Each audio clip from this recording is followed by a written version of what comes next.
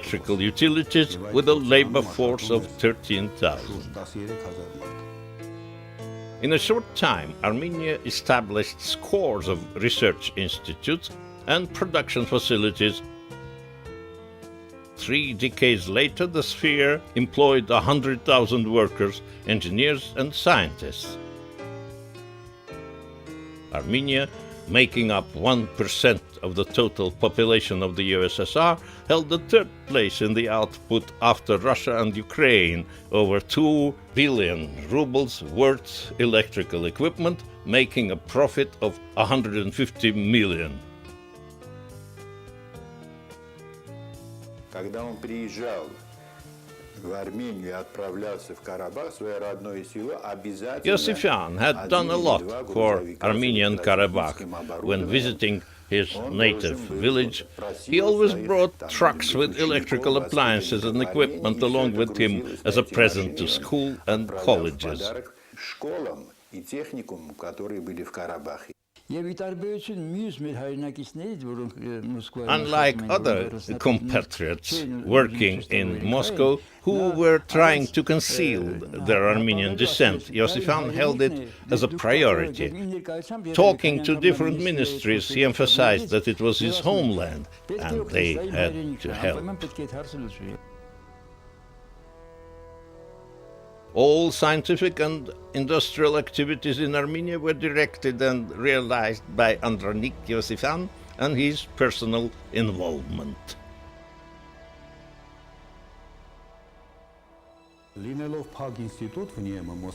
The Old Union Institute of Electrical Mechanics was a closed institution. There was a time when Iosifyan was strictly ordered to get rid of the staff, having next of kin detained or exiled.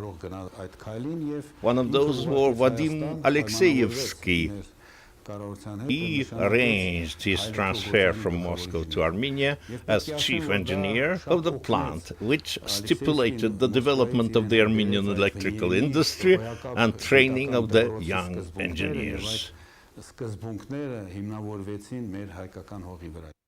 Of course, he was very bold when making his appointments. He made no mistakes. He saved many people. When petitioning for someone, he put on all his decorations and tried his best to argue that the industry could not do without those men. In the early 50s, Iosifyan gathered a group of young scientists who initiated work on computing machines. Despite cybernetics being in disfavor, the first Soviet compact computer, M3, was created soon after.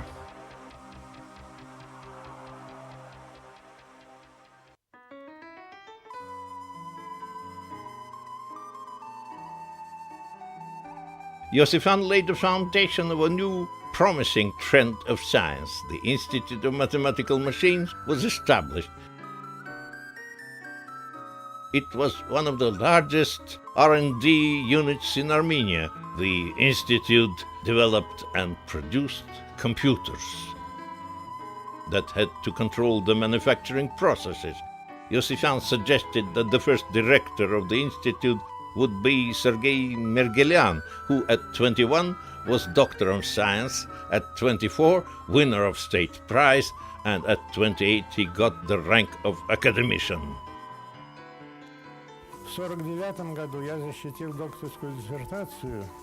I sustained a doctoral thesis in pure mathematics. Meanwhile, Mr. Iosifyan called me and asked me to visit him, though we had not known each other. I spoke to him about abstract mathematics. He had a wonderful quality. He could extract the essence of all things. He had a wonderful intuition.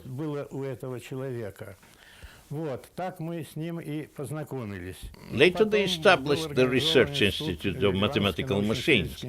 I had to build up this institute from scratch. There was no one there, only small groups. Here Iosifyan showed what he could do. He delegated some groups to Moscow for skill enhancement. That was one of the examples of his creative leadership. After only 3 years since the establishment of the Institute of Mathematical Machines, 2 computing machines were created, Aragats and Yerevan, following in 5 years by Razdan, the first semiconductor-based computer in the USSR. It was one of the first Soviet computers. In 1956, the first copies were produced with a whole lot of software and the manufacturing documentation. This computer was a base model for making further series at the Institute of Mathematical Machines in Yerevan. Therefore, it is not an accident that hewn on the stone in the name of Andranik Iosifyan as one of the founding fathers of the Institute. Armenians never inscribed a stone if they are not sure what they write. So, having worked here for 18 years, I maintained links with Andranik Iosifyan. He did what he could for the Institute. We owe much of our success to him. In the 50s, the Soviet Union started rapid development of rocket industry and space exploration. The government appointed Iosifyan chief designer of electrical equipment in ballistic missiles and space vehicles. He was a member of the Council of Chief Designers, headed by Sergei Korolev and Mikhail Yangel. On one of the rallies of those years, Nikita Khrushchev declared that the USSR could produce missiles like sausages. The arms race gained a new pace. Soon Korolev built a new weapon, the rocket R-7. It launched the first Sputnik and then a space vehicle with the first cosmonaut, Yuri Gagarin. All those rockets and Sputniks were rigged with special equipment designed and manufactured at the All-Union Institute of Electrical Mechanics under Iosifyan.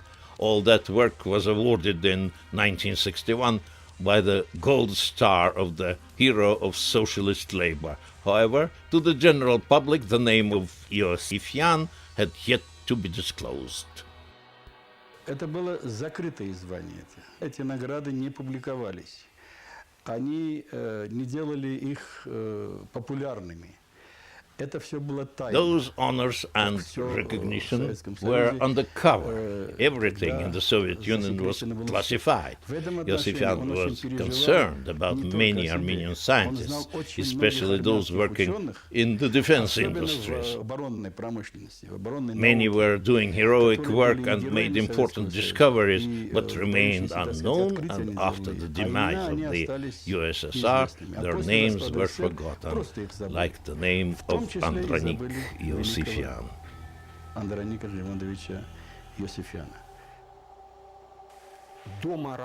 He never talked to us at home. Perhaps it was all classified. Of course, at a later period he tried to discuss something. We talked on science. However, all space had nothing to do with us. Lately I knew that he had something to do with space in the 70s. It was the Institute of Electromechanical Research, but Mother went to business trips in connection with cooling of hydro generators. I learned that father was head of the institute.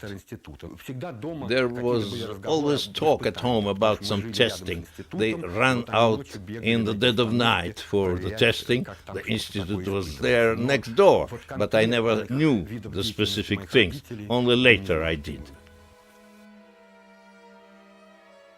Andranik Iosifyan met his future wife, Taisia, in 1944. She had graduated from Musical Conservatory in Moscow and the Faculty of Mechanics and Mathematics. They had a daughter and a son after the war.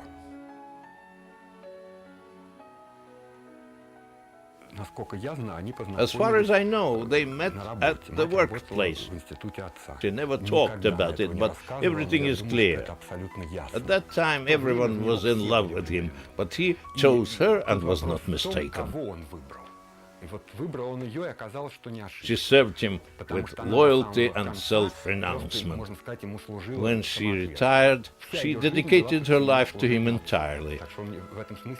She was a good mother, of course, but she was completely subordinated to his personality.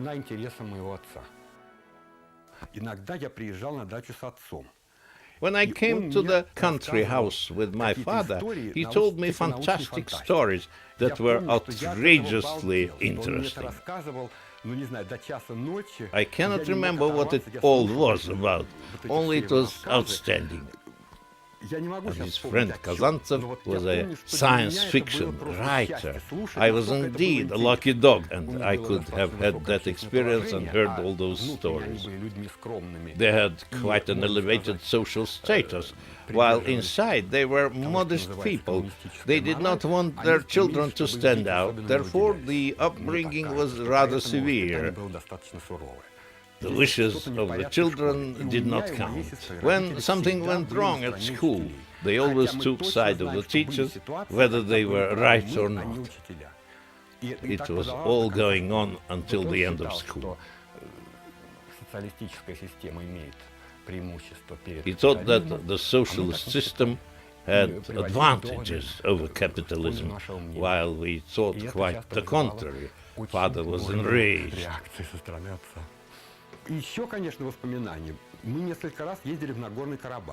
We visited Karabakh several times. In 1963, we went there with a lot of people, on 4 vehicles. It was a very interesting journey.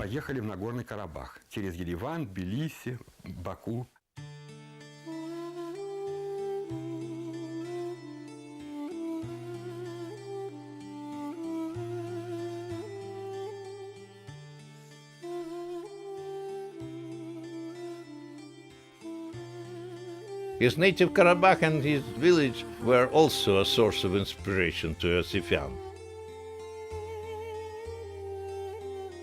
He often visited his native village with his young colleagues. He helped the village to install the electricity, running water, and to build roadways. He organized the building of a small hydroelectric stations.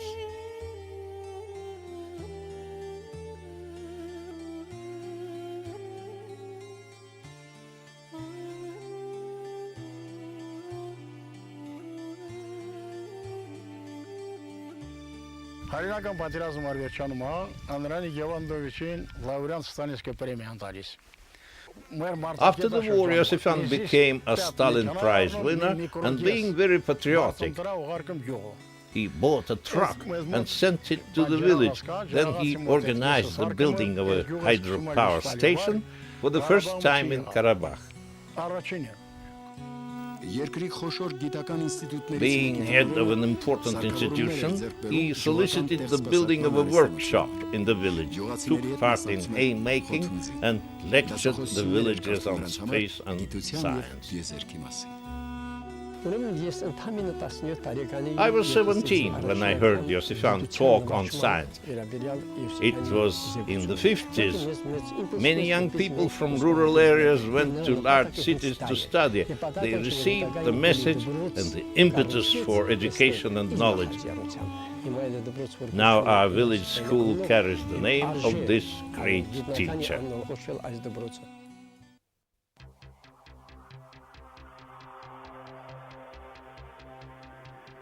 At 55, Iosifyan decided that he had to launch his own satellite into space.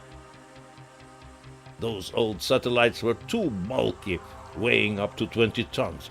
He decided to make a miniature Sputnik. Later, the world space travel followed in his steps.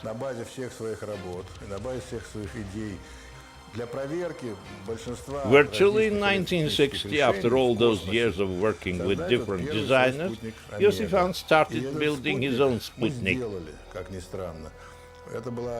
It was a serious work, day and night. We launched it with the carrier Cosmos and then another. It was in 1963. И запустили два таких спутника 13 апреля 1963 года. It was the time when the Americans were going to launch a meteorological Sputnik. The USSR intended not to fall behind. We received that commission officially from the Military Industrial Commission, so we started producing weather satellites. It was a very complicated story. It was in 1962 to 1963. The party boss Khrushchev put a tremendous pressure on us. We had to do it along with the Americans, not later. They spurned us like hell. The Americans did it with the three-axis orientation, and so we had to do the same thing, the three-axis orientation. The Sputniks of this series, built by Iosifyan, had a number of advantages with regard to the existing ones, both Russian and American. Their solar elements were directed towards the sun automatically to maintain maximum energy on any point of the orbit. The systems built by Iosifyan had always been based upon the Earth's magnetic field, which allowed those positioning systems to be non-expendable. That is, they required no fuel to be transported to an orbiter. You know, our load carriers fly all the time. First it was the Mir station, now it is the International Space Station, because we always need fuel for turns. Later it was also applied by other manufacturers, but at that time those were very singular findings by Iosifyan. Information obtained from weather satellites